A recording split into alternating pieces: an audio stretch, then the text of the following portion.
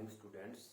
Today we will discuss about WBC counting यानी कि TLC counting total leukocyte count by manual method यानी कि chamber के द्वारा हम टोटल व्हाइट ब्लड सेल्स को कैसे काउंट करेंगे, आइए इसके बारे में जानते हैं। तो WBC क्या है? White blood cell. WBC क्या है? White blood cell counting by the manual technique. Manual technique के द्वारा हम कैसे करेंगे, ठीक है। इंट्रोडक्शन सबसे पहले हम जानेंगे कि व्हाइट ब्लड सेल्स होते क्या है, लिकोसाइट क्या होते हैं, ठीक है। Leukocytes are the type of cells present in the blood. These are 5 type WBC which are grouped under 2 type. वो क्या कह रहा है कि जो लिकोसाइट है ये एक तरह का व्हाइट ब्लड सेल्स है जो हमारे ब्लड के अंदर पाया जाता है और इसको फर्दर आगे 2 ग्रुप में डिवाइड किया गया है। तो 2 ग्रुप्स कौन कौन से हैं? 2 ग्रुप्स हैं इसमें, ग्रैनुलोसाइट्स और एग्रैनुलोसाइट्स, यानी कि ग्रैनुलोसाइट्स और एग्रैनुलोसाइट्स। ग्रैनुलोसाइट्स कौन से होते हैं? जिसके साइटोप्लाज्म के अंदर न्यूक्लियस के साथ साथ ग्रेन्यूल्स भी प्रेजेंट होते हैं, उसको बोलते हैं ग्रैनुलोसाइट्स। और एग्रैनुलोसाइट्स जिसके साइटोप्लाज्म में सिर्फ न्यूक्लियस होता है, ग्रेन्यूल्स अब्सेंट होते हैं, उसको बोलते हैं एग्रैनुलोसाइट्स, ठीक है। आइए देखते हैं ग्रैनुलोसाइट्स में कौन कौन से आते हैं और एग्रैनुलोसाइट्स में कौन कौन से आते हैं। तो ग्रैनुलोसाइट्स में हमारे आते हैं न्यूट्रोफिल, इसिनोफिल और बेसोफिल। कौन कौन से आते हैं? न्यूट्रोफिल, इसिनोफिल और बेसोफिल। इनका स्ट्रक्चर दिखा देते हैं आपको एक बार। ये हमारा न्यूट्रोफिल है, इसमें 2 to 3 लूप्स होते हैं और उसके साथ में क्या होता है, उसके अंदर ग्रेन्यूल्स प्रेजेंट होते हैं, ठीक है। इस तरह से ग्रेन्यूल्स प्रेजेंट होते हैं। उसी तरह से हमारा क्या है, इसिनोफिल, ठीक है। इसिनोफिल में क्या है, 2 लूप्स होते हैं जो थिन क्रोमेटिन थ्रेड के साथ जुड़े होते हैं और इसके अंदर भी ग्रेन्यूल्स प्रेजेंट होते हैं, ठीक है। उसके बाद बात करते हैं हम, हमारा थर्ड वन है बेसोफिल, ठीक है। बेसोफिल के अंदर क्या होता है, इसके अंदर ग्रेन्यूल्स प्रेजेंट होते हैं लार्ज नंबर, यानी कि इसके अंदर जो ग्रेन्यूल्स प्रेजेंट होते हैं न्यूक्लियस के ऊपर भी गिरे होते हैं, यानी कि लार्ज नंबर ऑफ ग्रेन्यूल्स इसके अंदर प्रेजेंट होते हैं, ठीक। तो इसमें डिफरेंस क्या है तीनों में? तीनों क्या है? ग्रेनुलोसाइट्स हैं। तीनों में डिफरेंस क्या है? जो न्यूट्रोफिल है इसके अंदर 2 to 5 न्यूक्लियस होते हैं या लूप्स होते हैं, ठीक है, ग्रेन्यूल्स और इसमें भी प्रेजेंट होते हैं। इसिनोफिल के अंदर 2 लूप्स होते हैं जो थिन क्रोमेटिन थ्रेड के साथ जुड़े होते हैं, दोनों एक दूसरे के साथ जुड़े होते हैं। और जो बेसोफिल है इसमें जो न्यूक्लियस होता है वो थोड़ा इनविजिबल होता है और लार्ज नंबर ऑफ ग्रेन्यूल्स होते हैं जो उसके को कवर किए होते हैं, ठीक है। ये इन तीनों का डिफरेंस है। उसके बाद बात करते हैं हम, हमारा जो सेकंड था एग्रैनुलोसाइट्स। तो एग्रैनुलोसाइट्स के अंदर कौन कौन से आते हैं? लिम्फोसाइट और मोनोसाइट। लिम्फोसाइट और मोनोसाइट। तो लिम्फोसाइट जो होता है इसके अंदर न्यूक्लियस होता है, इसमें क्या है, मोस्ट ऑफ साइटोप्लाज्मिक पार्ट को कवर किया होता है, ठीक है। इसके साइटोप्लाज्म के अंदर ग्रेन्यूल्स नहीं होते हैं। उसके बाद सेकंड है हमारा मोनोसाइट। इसका जो न्यूक्लियस होता है ये बीन शेप का होता है या हॉर्सशू शेप भी बोल सकते हैं या किडनी शेप भी बोल सकते हैं, ठीक है। इसके साइटोप्लाज्म के अंदर भी जो है ग्रेन्यूल्स नहीं होते हैं। और सभी सेल्स में अगर काउंट किया जाए व्हाइट ब्लड सेल्स में तो सबसे बड़ा सेल्स कौन सा होता है? मोनोसाइट, ठीक है। आगे फर्दर हम इनको डिस्कस करेंगे जिसमें हम इनके फंक्शंस के बारे में, इनके साइज, स्ट्रक्चर, मॉर्फोलॉजी के बारे में डिस्कस करेंगे और ये क्या रोल प्ले करते हैं, ठीक है। तो आइए हम चलते हैं अपने टॉपिक पे वापस। तो सेकंड क्या है हमारा, रीजेंट्स, कि भाई उस टेस्ट को परफॉर्म करने के लिए हमें कौन कौन से रीजेंट्स चाहिए। तो रीजेंट्स में क्या है, WBC डाइल्यूटिंग फ्लूइड, ठीक है, जिसको हम ट्रक्स फ्लूइड बोलते हैं। इसकी कंपोजिशन को देखेंगे हम, इसको बनाते कैसे हैं और ये कैसे काम करेगा, ठीक है। तो कंपोजिशन में सबसे पहले आता है इसमें glacial acetic acid. Glacial acetic acid 0.2 ml, glacial acetic acid लेंगे हम इसमें 0.2 ml। उसके बाद हम क्या करेंगे इसके अंदर, सेकंड जो लेंगे वो है gentian violet stain. Gentian violet stain use करेंगे, कितनी? 0.1 ml, ठीक है। एंड लास्ट डाइल्यूशन के लिए हम इसमें क्या यूज करेंगे, distil water 100 ml। Distil water 100 ml, यानी कि हम ग्लाइसिकल एसिटिक एसिड लेंगे 0.2 ml, जॉनसन वायलेट स्टेन लेंगे 0.1 ml और डिस्टिल वाटर लेंगे 100 ml। इन तीनों को मिक्स करेंगे इसी कंपोजिशन में, तो हमारे पास क्या तैयार हो जाएगा, ट्रक्स फ्लूइड यानी कि WBC डाइल्यूटिंग फ्लूइड। ठीक है, एक बार मैं इनका काम बता देता हूँ क्या करेंगे। जो ग्लाइसिकल एसिटिक एसिड है ये क्या करेगा, नेचर में क्या है, एसिडिक है, तो ये क्या करेगा, ये सभी सेल्स की मेम्ब्रेन को डिस्ट्रॉय करेगा।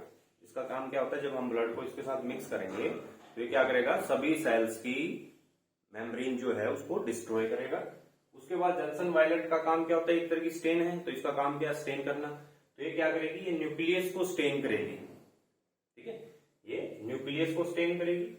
और डिस्टिल वाटर जो है ये डाइल्यूशन का काम करेगा। ठीक है, डाइल्यूट का काम करेगा डिस्टिल वाटर जो है। तो जॉनसन वायलेट किसको स्टेन करेगी, न्यूक्लियस को। और तीनों सेल्स के अंदर न्यूक्लियस किसमें होता है, सिर्फ WBC में।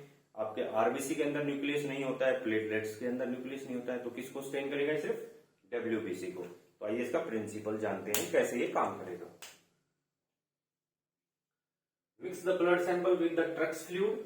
हम क्या करेंगे, ब्लड सैंपल को ट्रक्स फ्लूइड के साथ मिक्स करेंगे तो क्या होगा, हेंस द GAA, मैंने शॉर्ट फॉर्म लिखा है, glacial acetic acid destroy the cell membrane.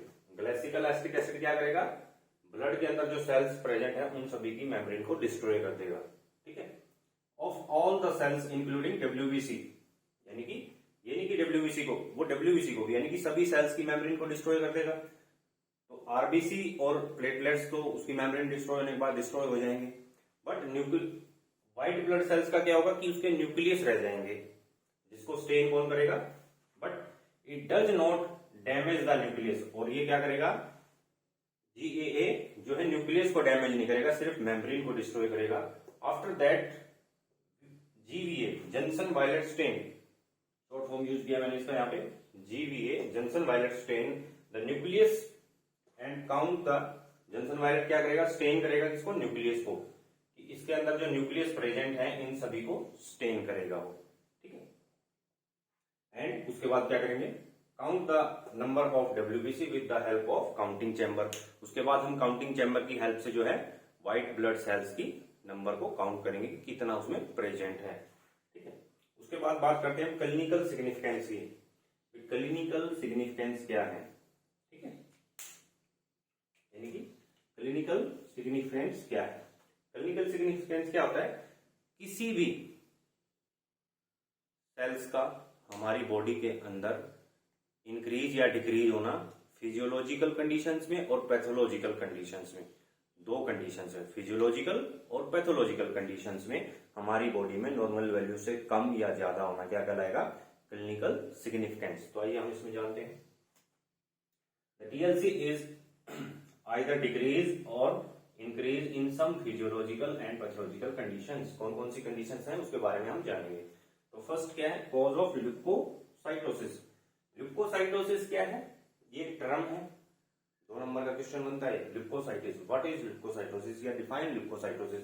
Leukocytosis क्या है, वो कंडीशन जिसके अंदर white blood cells normal value से इंक्रीज हो जाते हैं, हमारी बॉडी के अंदर नॉर्मल वैल्यू से ज्यादा हो जाते हैं। ठीक है, वो कोई भी कंडीशन हो सकती है, वो फिजियोलॉजिकल कंडीशन भी हो सकती है, वो आपकी पैथोलॉजिकल कंडीशंस भी हो सकती है। तो आइए देखते हैं फिजियोलॉजिकल कंडीशंस कौन सी हैं और पैथोलॉजिकल कंडीशंस कौन सी हैं। तो फिजियोलॉजिकल कंडीशंस में कौन सी आएंगी, pregnancy, high exercise, high temperature, severe pain etcetera. ठीक है, फिजियोलॉजिकल कंडीशंस कौन सी होगी, जो बॉडी से रिलेटेड है, जिसको हम हमारी बॉडी के अंदर जो चल रही है, ठीक है, या हमारी बॉडी की वजह से जो एक्टिविटी में आ रही है। ठीक है, like a pregnancy, high exercise, बहुत ज्यादा एक्सरसाइज कर लेते हैं हम, उस दौरान भी जो है व्हाइट ब्लड सेल्स की प्रोडक्शन हमारी बॉडी में बढ़ जाएगी, प्रेगनेंसी के दौरान बढ़ जाएगी फीमेल्स के अंदर। हाई टेम्परेचर, अगर टेम्परेचर बहुत ज्यादा है तो भी हमारे अंदर व्हाइट ब्लड सेल्स की प्रोडक्शन बढ़ जाएगी। और अगर पेन बहुत ज्यादा है, पेन कब होगा, इन्फ्लेमेटरी डिजीज में। ठीक है, तो उस दौरान भी क्या है, व्हाइट ब्लड सेल्स की प्रोडक्शन जो है या उसकी वैल्यू जो है नॉर्मल से ज्यादा हो जाएगी। तो उस कंडीशन को क्या कहेंगे हम, ल्यूकोसाइटोसिस। उसके बाद देखते हैं पैथोलॉजिकल कंडीशंस कौन सी हैं, यानी कि बाहर से कोई फॉरेन मटेरियल जब हमारी बॉडी में आता है तो उस दौरान कौन कौन सी कंडीशंस हैं जिसमें व्हाइट ब्लड सेल्स इंक्रीज हो सकते हैं। उसमें क्या है, इन्फेक्शन सभी टाइप के इन्फेक्शन हैं, infection like bacterial, viral, parasitic, ठीक है, बैक्टीरियल, वायरल, पैरासाइटिक इन्फेक्शंस, ठीक है, और क्रोनिक ल्यूकीमिया, जो मैंने यहाँ पे सी लिखा है, सी फॉर क्रोनिक,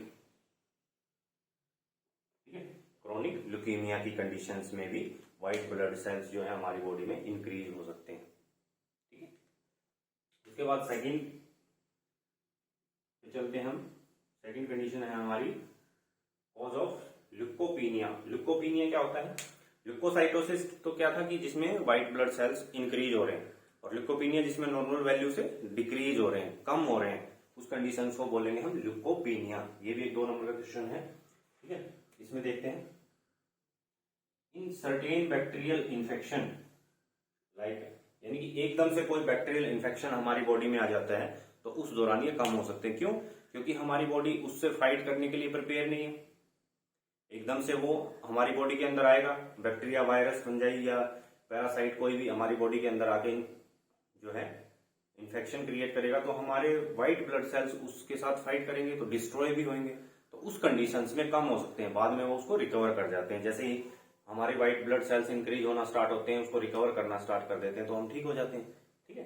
तो सर्टेन यानी कि एकदम से, ठीक है। पैराटाइफॉइड, ठीक है, viral infection like a influenza. Bacterial infection कौन सा होगा? पैराटाइफॉइड, बैक्टीरिया की वजह से होने वाला इन्फेक्शन कौन सा? पैराटाइफॉइड। और viral infection like a influenza. Bone marrow dysfunction, यानी कि बोन मैरो हमारी प्रॉपर वर्क नहीं कर रही है, जिसकी वजह से जो है वो रिक्वायर्ड डब्ल्यूबीसी प्रोड्यूस नहीं कर पा रही है, उससे कम प्रोड्यूस कर रही है, जैसे कि एलोकेमिक ल्यूकीमिया वगैरह कंडीशंस में होता है, ठीक है। एनीमिया में और मलेरिया पैरासाइट की वजह से भी, अगर मलेरिया पैरासाइट इन्फेक्शन हमारी बॉडी में हो जाता है तो उसकी वजह से भी व्हाइट ब्लड सेल्स जो है डिक्रीज हो जाते हैं, ठीक है। होप सो गाइस आपको जो ये टॉपिक समझ में आया होगा। ये है हमारा व्हाइट ब्लड सेल काउंटिंग, इसकी इंट्रोडक्शन, उसका कंपोजिशन, फ्लूइड का प्रिंसिपल और उसकी क्लिनिकल पैथोलॉजिकल कंडीशंस, ठीक है, ये हमने स्टडी की है। इसका जो नेक्स्ट आगे का जो प्रोसीजर है वो सेकंड पार्ट में हम इसको परफॉर्म करेंगे। होप सो आपको अच्छा लगा होगा, आपके समझ में आया होगा। अगर किसी स्टूडेंट को समझ में नहीं आता है तो आप वीडियो को रिवाइंड करके देख सकते हैं, और जिन स्टूडेंट्स ने चैनल को सब्सक्राइब नहीं किया, सब्सक्राइब करें, लाइक करें, शेयर करें, ताकि दूसरे स्टूडेंट्स भी इससे बेनिफिट ले सकें।